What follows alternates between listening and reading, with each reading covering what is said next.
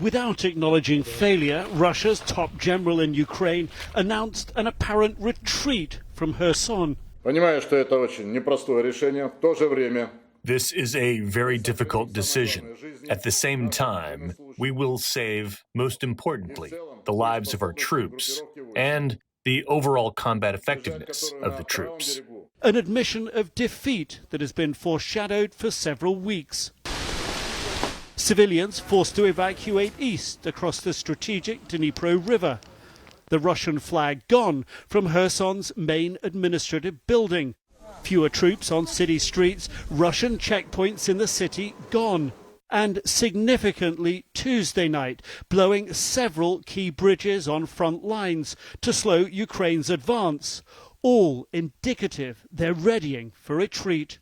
Ukrainian officials remain cautious. Presidential advisor Mikhailo Podolyak tweeting, "Actions speak louder than words. We see no signs Russia is leaving Kherson without a fight. Ukraine is liberating territories based on intelligence data, not staged TV statements." Complicating their assessment, the sudden death Wednesday of a senior Russian-installed official, Kirill Stremusov, in a road traffic accident, according to Russian state media. Precise details or the implication still unclear. Regardless, the retreat immediate. Some troops to stay close, fight from the east bank of the Dnipro River, others to bolster other fronts. Part of the forces and means will be released, which will be used for active operations, including offensive ones, in other directions in the operation zone. Losing Kherson is a huge blow to Putin. Captured in the opening days of the war, it will be the first regional capital to be retaken by Ukraine. Less than 6 weeks since Putin illegally annexed it and declared it part of Russia. Ukrainian forces have been readying to retake Kherson for months and finally appear poised to do so, if it's not a trap. Nick Robertson, CNN, Kramatorsk, Ukraine. Volodymyr Zelensky is among those who doubt that Russian forces plan to retreat from Kherson anytime soon. Ukraine's President and First Lady Olena Zelenska sat down for an exclusive interview with CNN's Christian Amanpour. Zelensky said his troops will proceed with caution, take no unnecessary risks when it comes to Kherson. He also told Christian Russia has been sending mixed messages about its real intentions. So they're ready to defend this region, and they're not ready to leave the city. And the fact that they are in these homes means that they are seriously preparing. But we are also seriously prepared for these developments. But we're not considering this as just one single operation. We have a strategy and different directions.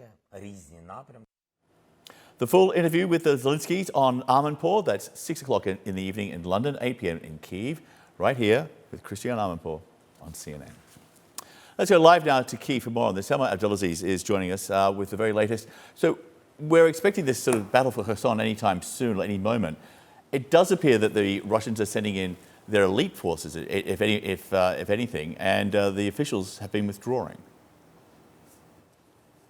It's really a startling admission of defeat that we're seeing, John, announced yesterday in this press conference with Russia's defense minister standing alongside Sergei Surovikin, the top general in charge of Russia's military operation here. And they made the argument in this press conference that they could no longer supply Russian troops in Kherson, that they needed to pull back to the east side of the Dnipro River to fortify their positions there. President Zelensky commented on this in his nightly address, saying the enemy does not give us gifts, essentially saying he will proceed with caution, that there might be a trap, an attempt to lure Ukrainian forces. But already Ukrainian officials say they're seeing Russian troops withdraw from these frontline villages, that they're blowing up bridges all along the Dnipro River. You would assume, of course, in anticipation of a Ukrainian advance. And yes, a huge blow to President Putin, but in some ways not surprising, John. We have for days now heard these reports that there is a lessened Russian presence in Kherson, less checkpoints, also Civilians, families have been evacuated, forced out of their homes essentially over the last few weeks, forced to the east side of the Dnipro River as well. So yes, Ukrainian forces proceeding with caution here, asking the question, what state will they leave Kherson city in? Will it be booby-trapped? Will there be mine set? How realistic is this announcement? But again, just a startling blowback. I mean, John, just 6 weeks ago, President Putin was illegally annexing this territory in a very glitzy ceremony. To now admit defeat, pull back, it's massive. John? Yeah, it makes you wonder what's going on, doesn't it? Selma, thank you. Selma Abdelaziz in Kyiv.